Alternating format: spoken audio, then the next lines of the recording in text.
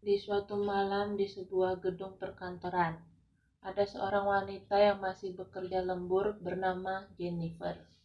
Dia karyawan terakhir yang tersisa di dalam kantor itu. Sementara karyawan yang lain sudah terlebih dahulu pulang untuk mempersiapkan hari libur.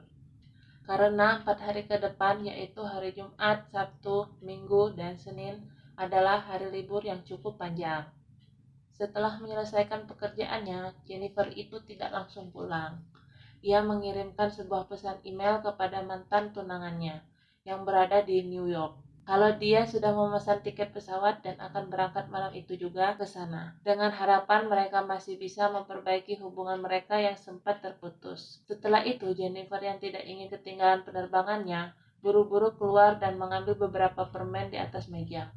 Sementara itu, di gedung yang sama, tepatnya di toilet, ada seorang pria bernama Guy, yang juga karyawan di kantor itu. Secara bersamaan, mereka menunggu di depan lift di lantai yang berbeda, di mana Jennifer di lantai 49 dan bergabung dengan Guy di lantai 42. Saat itu sudah tidak ada lagi karyawan di lokasi kantor selain mereka berdua. Guy mencoba membuka percakapan dengan Jennifer. Namun Jennifer yang tidak mengenal pria itu lebih banyak memilih diam dan menjawab seadanya saja.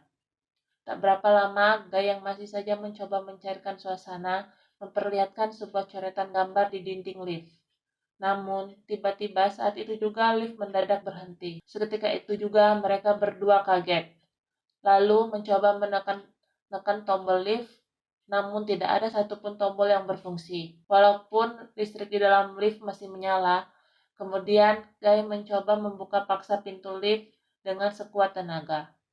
Namun usahanya sia-sia. Lalu Guy mencoba melambai-lambaikan tangan ke arah kamera CCTV. Ia berharap masih ada orang yang melihat mereka. Mereka pun mencoba menggunakan ponsel mereka untuk menghubungi seseorang, namun sinyalnya di luar jangkauan. Hal itu karena lokasi mereka berada 4 lantai di bawah tanah. Saat itu Jennifer sangat khawatir akan ketinggalan penerbangannya kalau tidak dapat segera keluar dari lift itu. 15 menit kemudian, Guy meminta Jennifer untuk naik ke pundaknya untuk mengecek bagian atap lift. Ia berharap ada pintu darurat di atas sana. Namun ketika Jennifer mencoba mengecek bagian atap lift, tak sengaja ia memukul terlalu keras sehingga membuat tangannya terluka. Sehingga mereka pun tidak melanjutkannya. Jennifer mulai pesimis untuk mengejar penerbangannya. 4 jam telah berlalu. Jennifer yang saat itu mulai ingin buang air kecil menahan sekuat tenaga karena malu dengan Guy. Guy yang tahu hal itu kemudian memberikan botol minumnya untuk menampung air pipisnya itu. Dan ia berjanji pada Jennifer akan berbalik badan dan menutup matanya. Jennifer pun setuju dan mengambil botol itu. Beberapa saat kemudian, Jennifer yang sudah mulai akrab dengan Guy mulai mengobrol hal-hal yang menjurus ke topik percintaan. Hingga Guy yang mulai terangsang meminta Jennifer untuk menghentikan pembahasan itu. Namun Jennifer yang saat itu merasakan hal yang sama hanya bisa terdiam ketika Guy berjalan mendekatinya. Hingga akhirnya mereka pun bercinta dalam lift itu. Seusai bercinta, Guy lalu berkata kepada Jennifer kalau dia mulai jatuh cinta padanya. Jennifer pun menjelaskan pada Guy kalau dia masih mencintai mantan tunangannya dan ingin kembali menjalani hubungan dengan mantannya itu.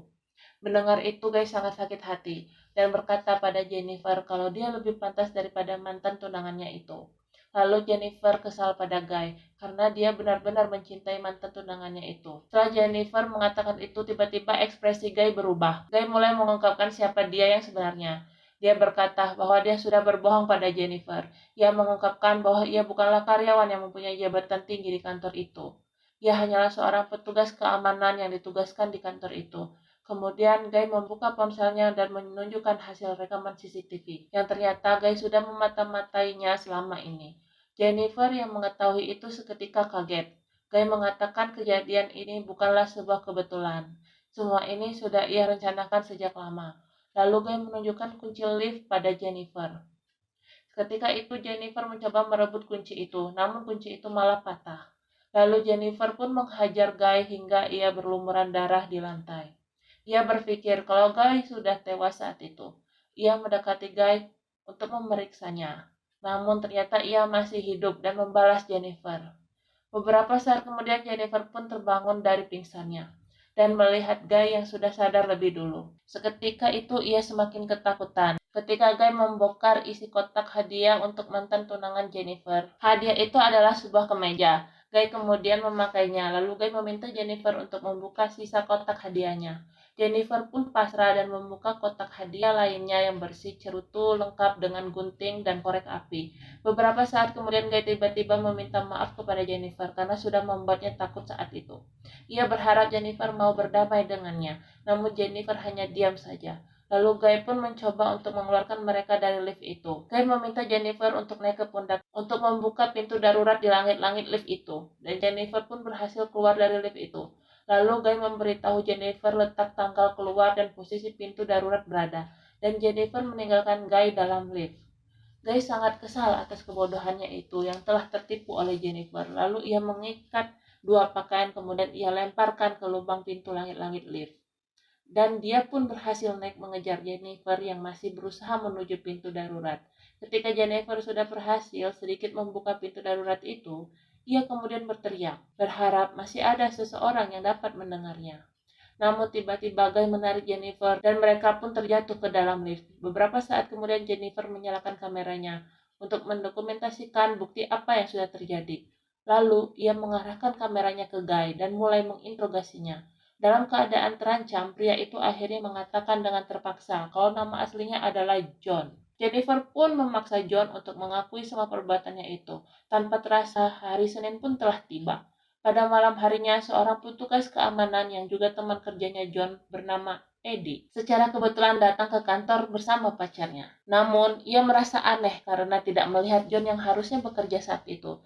Eddie pun melihat ke arah monitor CCTV, dan ia pun kaget ketika melihat John dan Jennifer tergeletak di dalam lift. Eddie pun mencoba menghubungi mereka, dan panggilan Eddie pun berhasil membuat Jennifer terbangun, dan meminta Eddie untuk mengeluarkannya dari lift itu. Eddie pun bergegas menuju lift itu meninggalkan pacarnya yang sedang tertidur di sofa. Setelah sampai, Eddie pun mencoba membuka paksa dengan menggunakan linggis. Setelah sedikit terbuka, Jennifer pun ingin segera keluar. Namun, Eddie menahannya agar ia bisa membuka pintu itu sepenuhnya. Namun tiba-tiba John menarik Jennifer, lalu John berteriak untuk meminta Eddie menolongnya.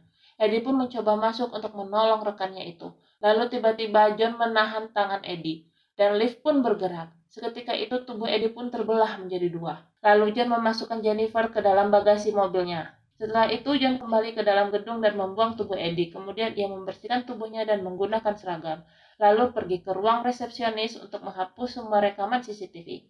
Untuk menghilangkan jejak perbuatannya itu, ketika hendak keluar, John melihat pacarnya Eddie yang sudah terbangun. Lalu John membunuhnya dan membuang ke lubang lift yang sama bersama jasad Eddie. Setelah John merasa kondisi kantor sudah aman, dia pergi dan membawa Jennifer untuk membuangnya. Setelah sampai, ia menuangkan bensin ke dalam tempat sampah untuk membakar Jennifer. Ketika ia membuka bagasi, ia melihat tubuh Jennifer tak bergerak, namun sebenarnya berpura-pura mati. Lalu ia kembali ke tempat sampah untuk menyalakan api, namun Jennifer secara perlahan keluar dari dalam bagasi dan memukul kepala John. Kemudian ia masuk ke dalam mobil. Jennifer memundurkan mobil itu dan menabrakannya pada John dengan keras yang membuat John masuk ke dalam tempat sampah yang sudah basah oleh bensin. Lalu Jennifer mengambil cerutu yang masih menyala dalam mobil itu dan melemparkannya ke dalam tempat sampah hingga membuat John terbakar hidup-hidup. Dan film pun selesai.